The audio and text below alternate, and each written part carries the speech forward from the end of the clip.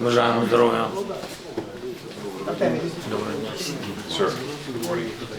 Просто треба. Довге лічення з ногою, так? Щоб хорошо, да. Дякую. Дякую вам за службу. Дякую. Служу українському народу. Дякую вам за службу. Inilah Global Views, sudut pandang kita tentang ragam konflik internasional yang berdampak signifikan kepada kita semua. Mengapa Volodymyr Zelensky menghalangi pengakhiran perang di Ukraina? Presiden Amerika Serikat Donald Trump untuk kesekian kalinya mengungkapkan kejengkelannya pada pemimpin Ukraina, Volodymyr Zelensky. Trump memperingatkan Ukraina bisa kehilangan seluruh negaranya jika ia terus menunda perundingan dengan Rusia. Donald Trump menuliskan pikirannya itu lewat postingan di akun Truth Social pada hari Rabu 23 April 2025. Kekecewaan juga dikemukakan Menteri Luar Negeri Amerika, Marco Rubio. Semua dipicu penolakan Zelensky pada formula perdamaian terbaru yang disodorkan Washington. Formula itu adalah pengakuan semenanjung Crimea adalah wilayah Federasi Rusia dengan sejumlah konsesi yang akan mengikutinya. Proposal ini semula akan dibicarakan dalam pertemuan para Menteri Luar Negeri Amerika, Inggris, Perancis, Jerman, dan Ukraina di London akhir pekan ini. Tetapi Zelensky menolak mentah-mentah formula ini. Kiev, kata Zelensky, menolak itu adalah prinsip utama sesuai konstitusi Ukraina. Menyusul situasi ini, pertemuan tingkat tinggi di London itu dibatalkan dan hanya diisi konsultasi para pejabat tingkat rendah. Pernyataan itu sangat merugikan negosiasi perdamaian dengan Rusia karena Crimea telah hilang bertahun-tahun yang lalu, tulis Trump. Tokoh eksentrik itu menuduh pemimpin Ukraina tersebut memperpanjang konflik. Penduduk Crimea yang sebagian besar beretnis Rusia memilih untuk bergabung dengan Rusia dalam sebuah referendum pada tahun 2014. Ini adalah satu di antara efek kudeta yang didukung Barat di Kiev yang kerap disebut sebagai revolusi Euromaidan. Trump dan para pembantunya menyiapkan skema pengakuan Crimea sekaligus pembekuan konflik di garis depan pertempuran Ukraina-Rusia. Proposal ini telah diajukan Washington sejak pertemuan sebelumnya di Paris, Perancis. Washington juga akan mencabut sanksi-sanksi terhadap Moskow. Selanjutnya, Ukraina akan memperoleh perlindungan keamanan dari Eropa sekaligus memperoleh bantuan rekonstruksi pasca perang menggunakan aset Rusia yang dibekukan. Rencananya, jika Ukraina setuju, proposalnya akan dinegosiasikan dengan Rusia dalam pertemuan terbaru di Moskow. Penolakan Zelensky ini jelas menimbulkan kerumitan baru dan membuka kebuntuan upaya pengakhiran perang Ukraina. Pihak Washington mengakui lebih mudah bernegosiasi dengan Moskow ketimbang menghadapi sikap keras kepala Zelensky. Negosiator utama Amerika, Steve Witkoff, telah mendiskusikan opsi ini dengan para pejabat senior Rusia, termasuk Presiden Vladimir Putin. Witkoff dijadwalkan terbang ke Rusia akhir minggu ini dan telah dikonfirmasi Moskow. Namun, penolakan Zelensky kemungkinan akan mengubah rencana ini. Media Washington Post dalam laporannya menyebut pengakuan Crimea sebagai wilayah Rusia adalah ide Witkoff tanpa memaksa Ukraina untuk mengakuinya. Ini menjadi semacam skenario pembekuan perang saudara seperti yang pernah terjadi di Korea antara utara dan selatan. Seoul hingga hari ini tidak pernah mengakui penghentian perang pada tahun 1953 itu. Menyusul penolakannya atas klaim teritorial Rusia, Zelensky meminta Amerika dan negara-negara lain untuk terus memberikan bantuan militernya ke Kiev. Sementara Moskow menegaskan status Crimea, kota Sevastopol, dan 4 bekas wilayah Ukraina yang memilih untuk bergabung dengan Rusia pada tahun 2022 tidak dapat dinegosiasikan. Para pejabat Rusia berulang kali telah menekankan agar Ukraina dan para pendukungnya melihat realitas terkini dari lapangan dan itu akan menjadi kunci perdamaian abadi. Proposal Amerika soal pengakuan Crimea sebagai teritori Rusia telah mendapatkan sinyal positif dari Inggris dan Perancis, dua negara yang semula mengabaikan opsi ini. Wall Street Journal melaporkan Paris dan London terbuka terhadap skenario di mana Kiev akan menyerahkan wilayahnya ke Rusia dengan imbalan jaminan keamanan dan bantuan Barat. Selama masa perang, para pemimpin Eropa umumnya berhati-hati dalam mengakui kedaulatan Rusia atas Crimea. Menurut sumber surat kabar tersebut, Inggris dan Perancis lebih suka kesepakatan tanpa perubahan teritorial formal, persis seperti gencatan senjata yang mengakhiri perang Korea. Gencatan senjata di Korea ditandatangani pada tahun 1953 oleh perwira militer dari Korea Utara dan Amerika Serikat tanpa pernah didukung oleh Korea Selatan. Seoul hingga hari ini terus menolak otoritas pemerintahan di Pyongyang. Tanpa perjanjian perdamaian formal, perang Korea secara teknis tetap belum terselesaikan. Dalam sudut pandang Moskow, situasi terbaru yang diciptakan Volodymyr Zelensky telah merusak upaya mediasi Donald Trump. Ditambah keinginan Prancis dan Inggris yang ingin menempatkan pasukan Eropa di Ukraina pasca gencatan senjata, dan ini telah ditolak secara tegas oleh Rusia.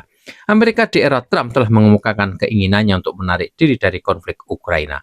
Washington mengesampingkan keterlibatan militer di masa mendatang dengan menegaskan negara-negara Eropa harus menangani keamanannya sendiri. Ini hal yang sulit diterima Rusia, mengingat akar penyebab perang adalah agresivitas NATO dan Eropa yang mendekati wilayah perbatasan Rusia.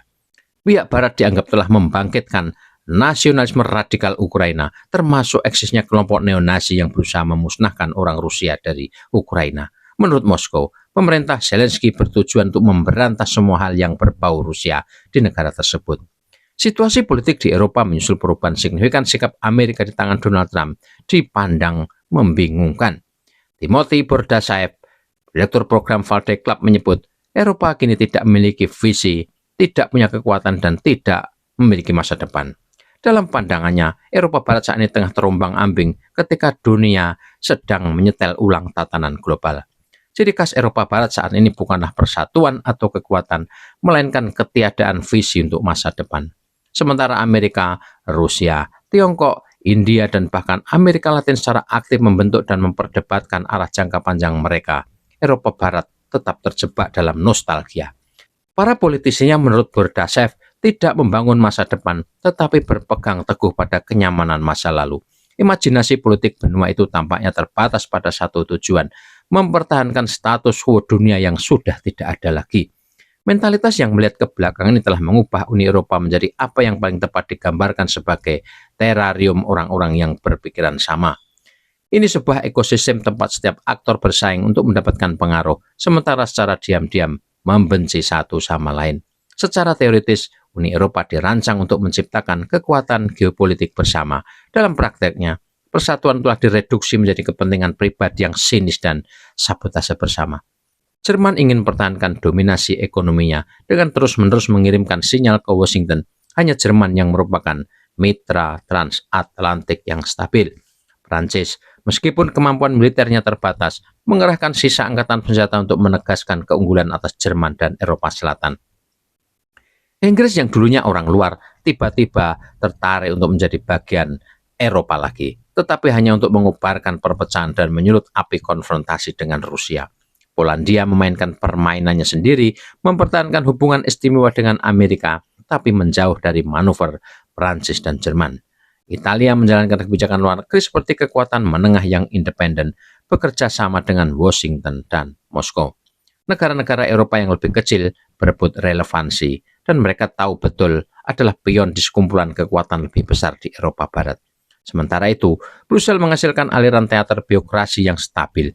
Tokoh-tokoh seperti Ursula von der Leyen dan Kaja Kallas membuat pernyataan keras, tetapi semua orang tahu mereka tidak memiliki kekuatan nyata. Mereka adalah aktor politik tanpa panggung, membaca dari naskah yang tidak lagi penting. Tontonan persatuan Eropa telah menjadi hampa, tidak hanya dalam penampilan, tapi juga dalam substansinya. Kemunduran Eropa Barat tidak dimulai kemarin, namun 15 tahun terakhir telah menunjukkan betapa rapuhnya fondasi Uni Eropa. Setelah Perang Dingin, impian tentang Eropa yang kuat dan bersatu memperoleh daya tarik. Mata uang bersama, kebijakan luar negeri bersama, dan bahkan bisikan otonomi strategis dari NATO. Impian itu pun pupus di Irak pada tahun 2003 ketika Paris dan Berlin sempat menentang invasi Washington. Namun ketika Prancis bergabung kembali dengan struktur komando NATO pada tahun 2007, itu menandakan berakhirnya kemerdekaan yang sesungguhnya. Amerika dengan dukungan Inggris telah menegaskan kembali dominasinya. Euro yang pernah dipuji sebagai alat kekuatan Eropa menjadi senjata kendali ekonomi Jerman. Negara-negara anggota selatan dan timur terkunci dalam tatanan keuangan yang tidak dapat mereka hindari. Jerman memaksakan kehendaknya selama krisis zona euro dan pandemi, dan dibenci karenanya. Negara-negara yang lebih kecil membenci peran mereka sebagai pelengkap ekonomi Jerman dengan sedikit jalan keluar. Ketika konflik Ukraina meningkat pada tahun 2022, putusnya hubungan Rusia-Jerman disambut dengan tenang di seluruh benua. Prancis yang tidak banyak memberi pada Kiev sekarang menikmati prestis diplomatik yang lebih besar daripada Jerman yang telah menggelontorkan miliaran dolar ke Kiev. Menteri Luar Negeri Polandia secara praktis merayakan sabotase Nord Stream 2 bukan karena hal itu merugikan Rusia, tapi karena itu melemahkan Berlin. Perluasan Uni Eropa yang dulunya dilihat sebagai kemenangan kekuatan Eropa telah menjadi beban. Selama 2 dekade, perluasan ke arah timur diperlakukan sebagai proyek geopolitik yang bertujuan untuk menyerap wilayah bekas Uni Soviet. Namun hal itu gagal memberi Eropa Barat lebih banyak pengaruh dengan Washington. Para anggota baru tidak tunduk kepada Berlin atau Paris, mereka malah berpaling ke Washington. Pada akhirnya, Uni Eropa bertindak berlebihan, mengasingkan Moskow dan tidak memperoleh imbalan yang substansial. Setelah gagal membangun kebijakan luar negeri yang nyata, Uni Eropa sekarang berusaha keras untuk mempertahankan apa yang dimilikinya. Namun tanpa impian tentang masa depan, politik kehilangan makna. Kehidupan Eropa Barat telah menjadi lingkaran pengelolaan kemunduran, sementara ketegangan di dalam blok tersebut semakin tajam. Inggris mungkin telah meninggalkan Uni Eropa, tetapi tekanan geopolitik telah mendorongnya kembali ke dalam permainan. Karena tidak dapat menyelesaikan krisis domestiknya sendiri, dengan 4 Perdana Menteri dalam 3 tahun, London telah menggandakan retorika anti-Rusia agar tetap relevan. Namun mereka tidak ingin berperang, jadi mendorong sekutu kontinentalnya untuk melakukannya. Ini adalah strategi klasik Inggris, biarkan orang lain berdarah-darah. Sebagian besar warga Jerman ingin memulihkan hubungannya dengan Rusia dan kembali ke energi murah dan keuntungan mudah. Namun hal itu tidak bisa dilakukan.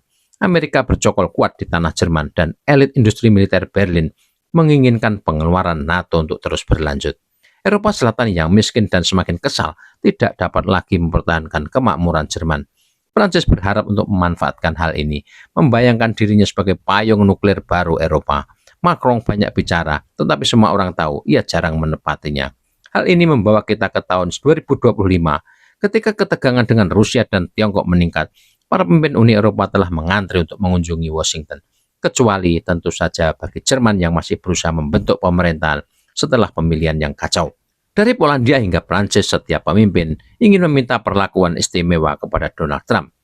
Memecah belah dan menguasai masih menjadi buku pedoman Amerika, dan warga Eropa Barat terus tertipu olehnya. Di timur, Hungaria dan Slovakia sudah muak. Bertahun-tahun ceramah dari Brussel tentang hak-hak LGBT dan nilai-nilai liberal telah menciptakan kebencian yang mendalam. Mereka sekarang berbicara terbuka tentang bersekutu dengan Rusia atau Cina. Sementara itu, Spanyol dan Italia menolak melihat Moskow sebagai ancaman. Perdana Menteri Italia Giorgia Meloni berurusan dengan Washington secara bilateral dan tidak berpura-pura mewakili kepentingan Eropa yang lebih luas. Komisi Eropa yang bertugas mewakili Uni Eropa telah menjadi parodi bagi dirinya sendiri. Kaja Kallas, mantan Perdana Menteri Slovenia yang baru-baru diangkat menjadi perwakilan tinggi untuk urusan luar negeri Uni Eropa, segera melangkahi perannya dengan menuntut puluhan miliar bantuan untuk Ukraina. Reaksi keras itu cepat. Di Uni Eropa, kekuasaan atas uang tetap berada di tangan pemerintah nasional. Bahkan Ursula von der Leyen yang berkompromi seperti dirinya tahu lebih baik daripada menyentuh pundi-pundi itu tanpa izin. Kini yang tersisa dari Eropa Barat adalah cangkang politik. Sekelompok kekuatan tua yang berpegang teguh pada kejayaan masa lalu, terkunci dalam persaingan satu sama lain, tidak memiliki keinginan untuk bertindak, tetapi menolak untuk minggir. Satu tujuan bersama mereka agar terlihat di ruangan saat Washington, Moskow, dan Beijing membuat keputusan. Namun mereka tidak akan setara. Mereka akan menjadi seperti orang yang memohon-mohon. Untuk saat ini, Amerika memegang kendali. Hanya Amerika yang dapat menerapkan disiplin pada negara-negara satelitnya di Eropa dan memberikan arah pada politik mereka. Rusia mengamati semua ini dengan kesabaran yang terukur. Karena pada akhirnya, jika stabilitas kembali ke Eropa, itu akan terjadi karena Washington mengizinkannya, bukan karena Brussel yang mendapatkannya. Tribuners, mengakhiri perang Ukraina yang semula terlihat akan mudah dijalankan Donald Trump, nyatanya menemui jalan terjal dan berliku. Perang proksi Ukraina yang diciptakan rezim Joe Biden dan para kompradornya di Eropa menjadi kian berlarut-larut. Rusia dan Presiden Vladimir Putin pada dasarnya telah menyatakan ingin mengakhiri pertempuran dengan prinsip-prinsip dasar yang bisa dinegosiasikan. Secara militer, Moskow telah mendapatkan keunggulan strategi yang sulit dibalikkan situasinya. Selain sikap keras kepala Zelensky yang dianggap merintangi perdamaian, satu hal yang signifikan menghalangi adalah NATO dan Eropa tidak bisa menerima kekalahan. Untuk kali ketiga dalam peperangan besar dalam sejarah modern dunia, setelah kekalahan Napoleon Bonaparte dan Adolf Hitler, Rusia telah memperoleh kemenangan dalam perang proksi di Ukraina.